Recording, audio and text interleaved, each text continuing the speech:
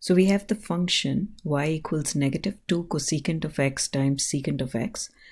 2 is a constant, so we don't need to worry about it. But here we have a product of two functions. So we need to use the product rule. We leave the constant alone. But remember, now we're going to split, the product rule splits this into a sum. So therefore we need to use the, you either distribute the two or make sure you have parentheses, because it's going to be first function times the derivative of the second plus the second function times the derivative of the first function.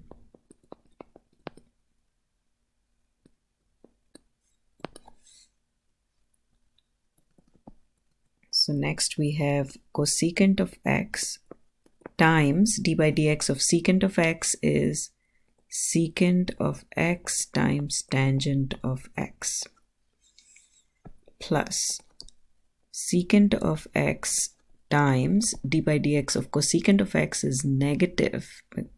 Make it a point to highlight this. It's times negative, or put parentheses if you think you'll forget. Cosecant of x times cotangent of x. So this is equal to -2 cosecant of x times secant of x times tangent of x, and that's a minus, so the minus and the minus become a plus, 2 secant of x times cosecant of x times cotangent of x. We don't need that anymore. So next we can try to simplify certain expressions. If possible, cosecant, remember, is 1 over sine of x. And then we have secant, which is, let me just erase this. The differentiation is complete here. I'm just trying to simplify if possible. This is cosine of x by definition, and tangent is sine of x over cosine of x.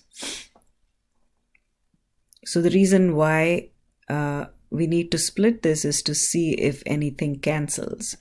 So those two cancelled, and now we have 2 secant of x, which is 1 over cosine of x, times 1 over sine of x, which is cosecant of x, times cotangent of x, which is cosine of x over sine of x. So cancel the cosines.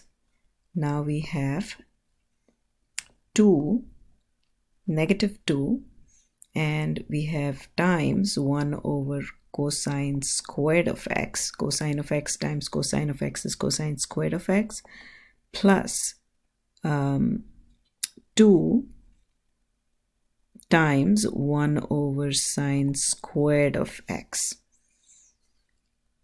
So this is equal to negative.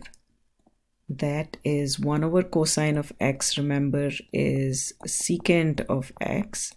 So that is secant squared of x plus 2 cosecant squared of x.